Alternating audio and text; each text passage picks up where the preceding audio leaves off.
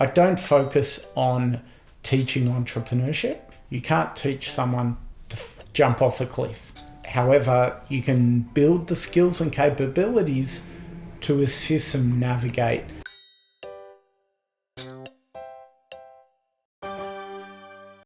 Hey everyone, welcome to the Convo Couch. Today we've got Stephen Rutter, the founder of the Scale Institute. Thank you for coming on.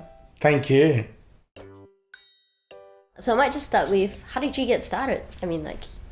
Well, I think I was born in 1976. Okay. That's how I got started. But Yeah. I think I grew up in a country town called Port Macquarie, which is 5 hours north of here, and I just needed to get out and went to do 1 month's work experience at an airline, Cathay Pacific Airways, because the only thing I was good at was geography and understanding travel, and when I was looking for a job, I put 75 different cover letters on the kitchen bench at my parents' home, and my mum looked at one and said, "Your uncle went to school with that guy."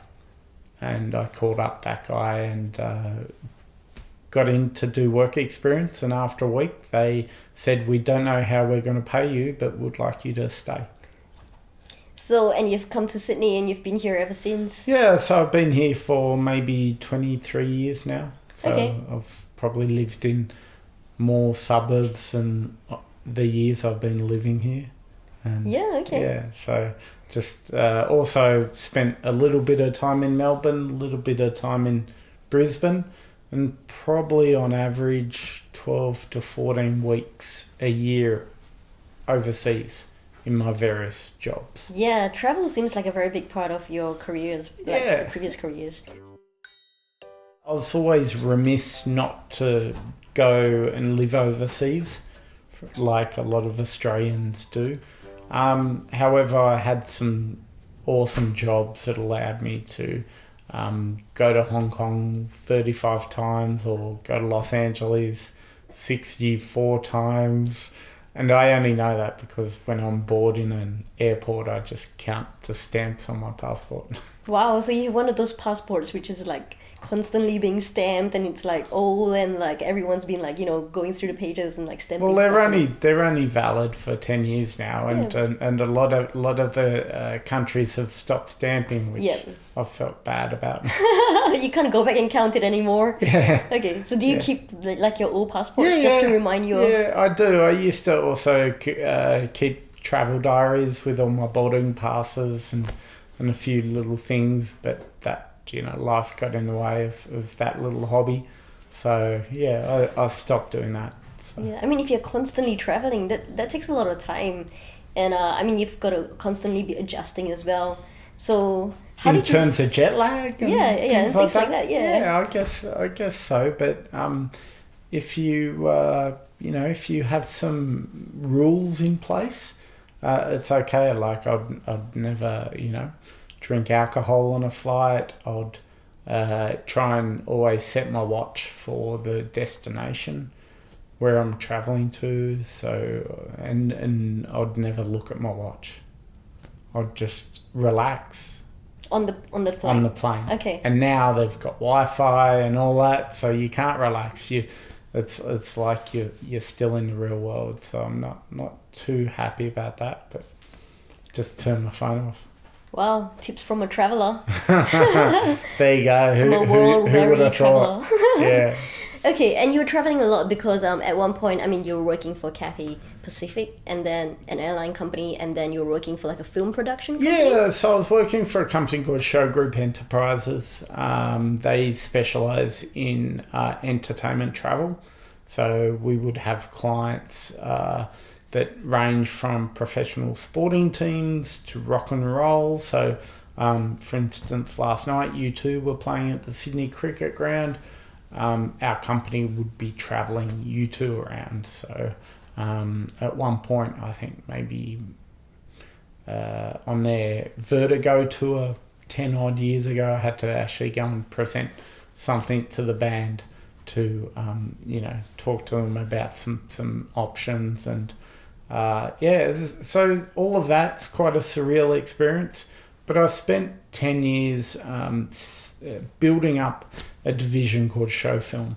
Okay, so it was looking after all the logistics for the Hollywood and Australian film productions that shot in Australia, sometimes New Zealand, sometimes Africa. So my favourite production that I worked on was Mad Max 4. So I spent 7 years with Kennedy Miller, so George Miller's company based in Potts Point, setting up that. We were originally setting it up in Alice Springs, so we had to ship everything up to Alice Springs, and then it rained for 2 years.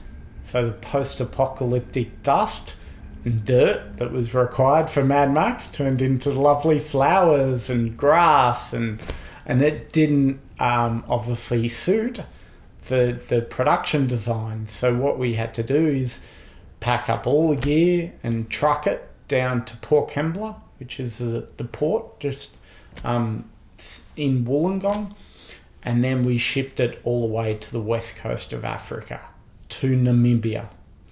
And it got shot there for 13 months in the middle of the desert with 1,300 people. And yeah, I mean, the list goes on, but such a wonderful experience. That's crazy. Yeah. That's crazy. Yeah. I mean, like, wow, so you spent 7 years working on that one project. Yes.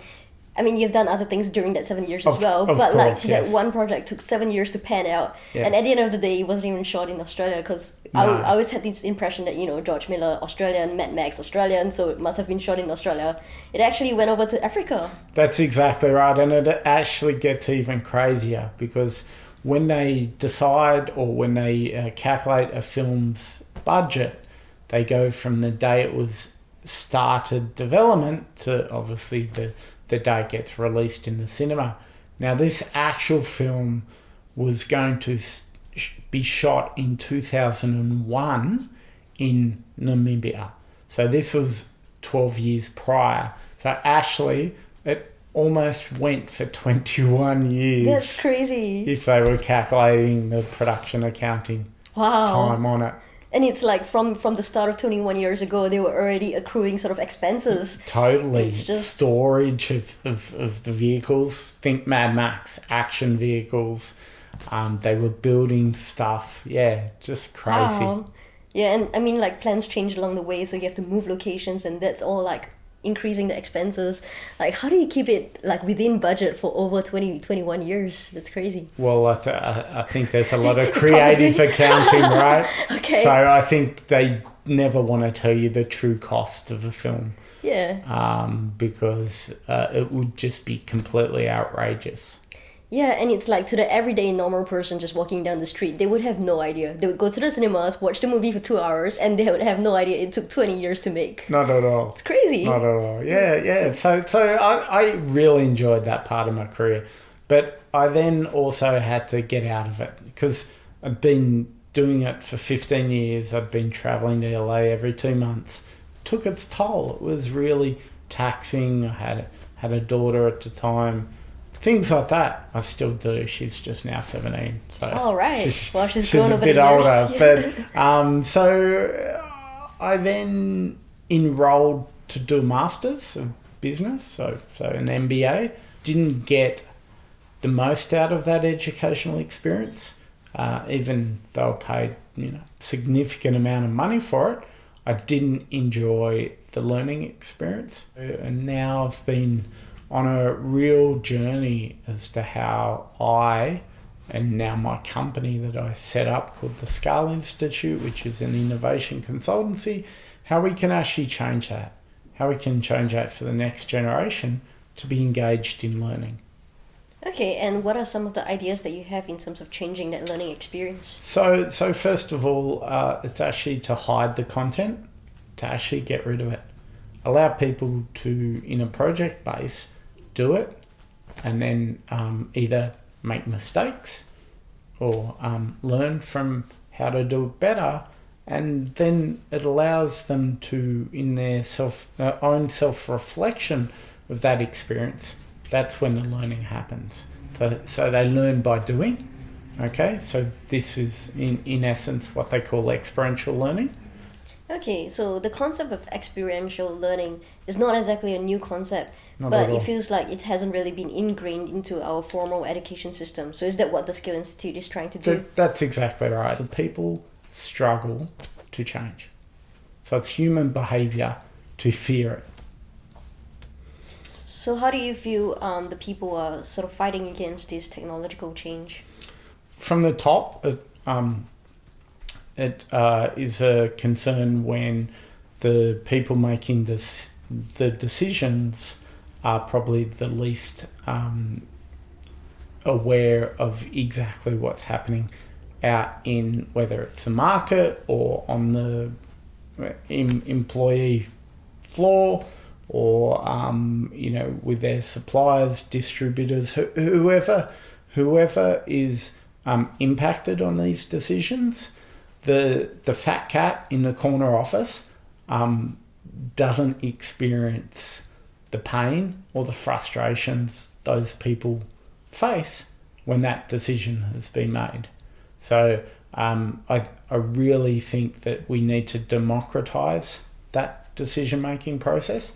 And it's a term that I've coined in the last couple of years called entrepreneurial leadership.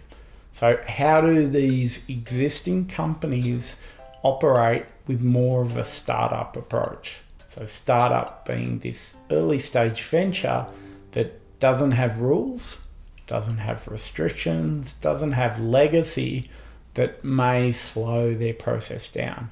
So they're able to operate in this, what they call an agile environment, that they just continually testing the opportunities to make sure that whoever they're building out a product or service to, their needs are getting met. Okay, so is this more of educating the leadership of companies and institutions towards more a startup mindset? Yeah, and I'd take the sort of language away from startup and just call it more entrepreneurial. So when I finished my MBA, this visiting professor from Philadelphia asked me to go to Flinders University and set up a new venture institute. So this is a university's opportunity to engage with students, researchers, and the community to build more early stage ventures. Now, that was quite novel back in 2013. In the last 6.5 years, they've assisted over 350 new ventures to basically grow.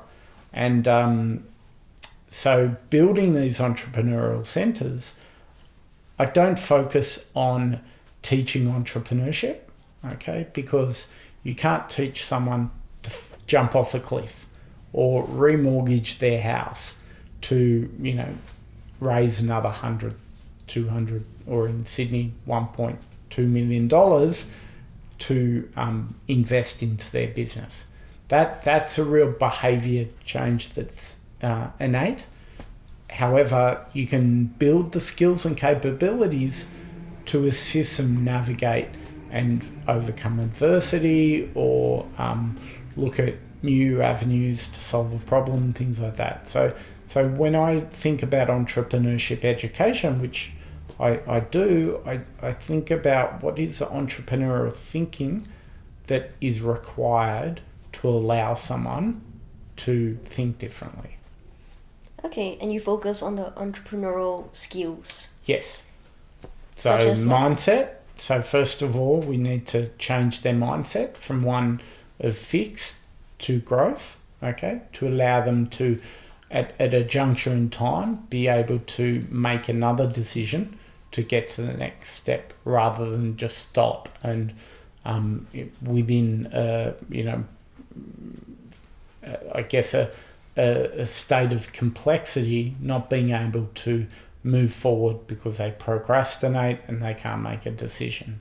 So we want to bust through that fear and say, even if you make the wrong decision, it's still a step forward. So just using that as an example, how do you shift someone's mindset from being a fixed mindset to an agile mindset? Okay, so back to we take the content out of the learning experience. We give them a piece of paper and ask them to draw. Okay, we don't give them an instruction book about how to draw a light globe. We ask them to draw the light globe first, and then that allows them to really create an experiment or a test. Okay, and then we can improve on that process. So you get them to experience it first, and then they can then critique it and improve on it based on feedback that they get from whether it be the coaches or their peers within the room, just to continually learn. So do you find so far what you've done is an effective way of learning for these leaders? It's hard. I mean, it's a mindset change. So. Totally. I mean, I would still think, you probably, if you've got 20 people in a room, if you get 5 people that come out of it afterwards and shake your hand and say that was great, you're doing a good job. You probably have about 5 as well that are probably wanting to sort of kill you in a way because they've been threatened. They've really been exposed that they are not the right people to provide autonomy for their staff, allow decisions to be made without their control. So they're still operating in this command and control environment. But it's a middle 10 that, yes, the sort of that awareness has happened. They've, had this light switch turn on and go, you know what? I might not know, everything, but if I can change one thing, then I'll go do that, and then I'll come back and do it again. So this has also allowed us to create a learning methodology that allows people to take action. If they can't do it, we will curate the knowledge management process for them to find it, so that they're not jumping off a cliff without a little parachute.